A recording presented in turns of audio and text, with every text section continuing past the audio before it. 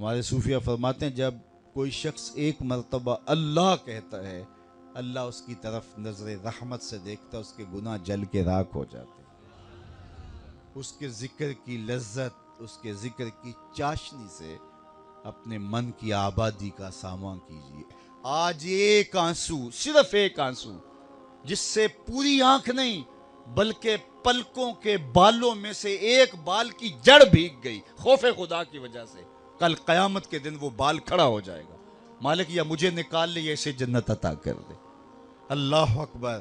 گناہ گار کی آنکھ سے بہا ہوا آنسو کا ایک قطرہ جہنم کی آگ کو سرد کر دیتا ہے۔ آج توبہ کا دروازہ کھلا ہے، رحمت کا در گشادہ ہے، اس کی رحمتیں آواز دے رہی ہیں، یا ایھا الانسان ما غرک بربک الکریم۔ اے انسان پلٹ کے آ جاتے ہیں، رب بڑا ہی کریم ہے۔ مجھے بتائیے کوئی یوں بھی آواز دیتا ہے؟ مالک کی رحمتیں آواز، یا ایھا الانسان ما غرک بربک الکریم۔ کیوں مغرور پھرتا ہے؟ کیوں مغرور تکبر سے بھرا ہوا پھرتا ہے؟ کیوں مسجد کے قریب سے نظریں چرا کے گزر جاتا ہے؟ پنج گانا صدائے دل نواز اذان کی آتی ہے، حی علی الصلاح حی علی الفلاح، کیوں آنکھیں اور کان بند کر لیتا ہے؟ آجا پلٹ کے اس کی رحمت پہ، آجا۔ ما غرک بربک الکریم، وہ کریم ہے، 70 ماؤں سے زیادہ پیار کرتا ہے۔ آجا، کل تو آنا ہی آنا ہے، پھر جو کفن میں منہ چھپا چھپا کے آتا پھر اچھا نہیں ہے کہ جو ہے وہ آج کھلے منہ آ جا، پھر جو لوگ اٹھا کے لائیں گے میرے در پہ، اچھا نہیں ہے کہ اپنے قدموں سے چل کے آ جا۔ ما غرک بربک الکریم۔ مجھے بتائیے ایسا بھی کوئی پیار دیتا ہے؟ یہ کس کو آواز دی جا رہی؟ جو بھاگا ہوا ہے، جو مالک کی دہلیز چھوڑ کے جا رہا ہے، سرکش، متمرد، باغی، اس کو آواز دی جا رہی ہے، آجا آجا پلٹ کے، میری رحمتیں تجھے باہوں میں سمیٹ لیں گے، آجا میرے بندے۔ اللہ اکبر۔ ساری دنیا کا شہد نچوڑ دو، اتنی مٹھاس نہ ہو جتنی ان لفظوں کے اندر رکھی گئی ہے۔ اور ذرا لفظوں کا جمال دیکھیے، ما غرک بربک الکریم۔ او بھاگنے والے، آجا، تو نے کسی غیر کے پاس نہیں آنا، جس کے پاس آنا ہے وہ تیرا رب لگتا ہے۔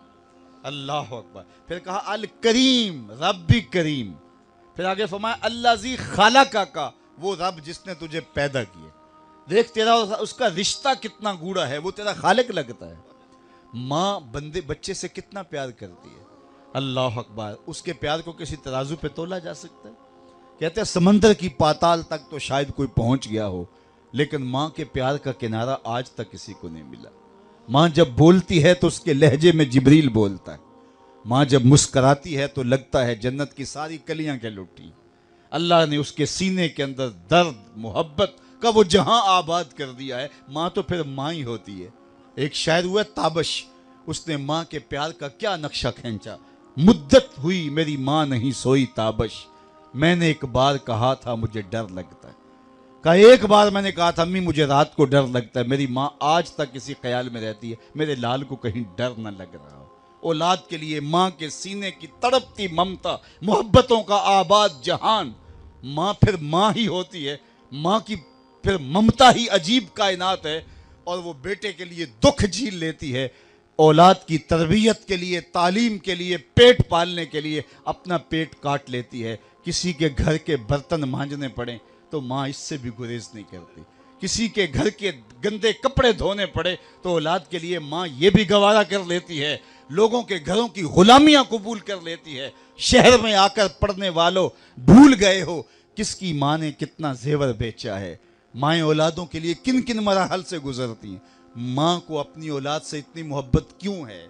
تو آپ سب کا ایک جواب ہوگا، اور وہ یہ کہ ماں نے اولاد کو جنم دیا۔ میرے بس ایک جملے کو سن لیں اور اس پہ تقریر اور گفتگو ختم بھی کر دوں تو میرا آنا با مقصد ہوا۔ ماں اتنا پیار اولاد سے اس لیے کرتی ہے کہ ماں نے اولاد کو جنم دیا ہے۔ یار جس نے جنم دیا ہے وہ اتنا پیار کرتی ہے، جس نے خلق کیا ہے وہ کتنا پیار کرتا ہے۔ یہ جنم دینے والی کا پیار ہے کہ کوئی ٹھکانہ نہیں، تو جس نے خلق کیا ہے، ماں نے تخلیق نہیں کیا، جنم دیے، تو جو خود خالق ہے اس کا پھر کتنا گوڑا پیار ہوگا۔ 70 ماؤں کا زندگی بھر کا پیار ایک طرف اور مالک کی ایک نگاہ ایک طرف۔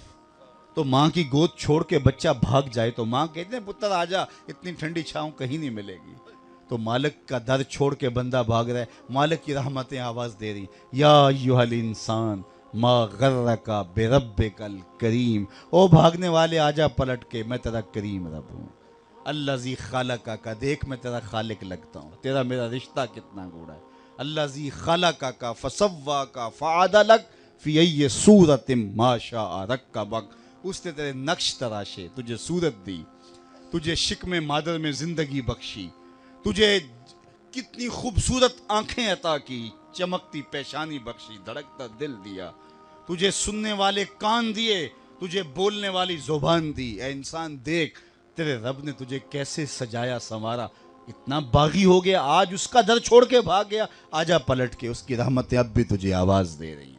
اور جب بندہ اس کی دہلیز پہ پلٹ کے آتا ہے، کوئی کسی نے جرم کیا ہو تو وہ اس کا سامنا کرتے ہوئے شرمندگی محسوس کرتا ہے، اور اگر سامنا وہ کر بھی لے تو وہ 100 مرتبہ جتلائے گا کہ تو نے میرے سے زیادتی کی، لیکن مالک کتنا کریم ہے، جب کوئی شخص گناہوں کے بعد پلٹ کے اس کی دہلیز پہ آتا ہے، نہ صرف وہ معاف کرتا ہے بلکہ پچھلے گناہوں کو بدل کے نیکیوں میں تبدیل کر دیتا ہے۔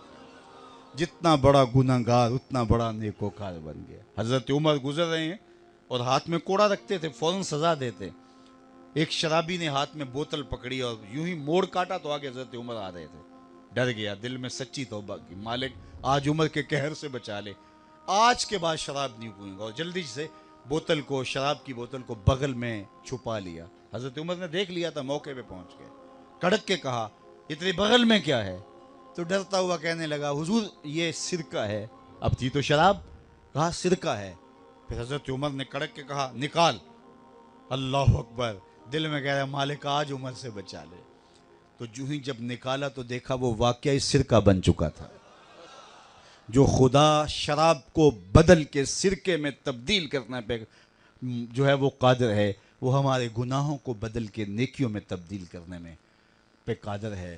سرے محبت میں اور آپ اپنی زندگی کو اللہ اور اس کے رسول کے نام لگائیں، اور اپنی ایک ایک ساعت کو اللہ اور اس کے رسول کے نام۔ آج موقع ہے، آج فرصت ہے، کل کا پچھتاوا سوائے رسوائی کے، ذلت کے، ہاتھ ملنے کے اور کچھ نہیں ہوگا۔ اللہ آپ کو سلامت رکھے۔ ماؤں سے زیادہ پیار کرنے والا رب، 70 ماؤں کا زندگی بھر کا پیار ایک طرف اور مالک کی ایک نگاہ ایک طرف۔ اللہ اکبر، کتنے کتنے نکمے اور کتنے کتنے سرکش متکبر اور کتنے کتنے بدکار، لیکن اللہ ان کا رزق نہیں روکتا، ان کا پانی نہیں روکتا، ان کی آکسیجن نہیں روکتا۔ وہ اگر چاہے کہ میں ان کو مجبور کر دوں تو 1 سیکنڈ بھی نہ کوئی نکال سکے۔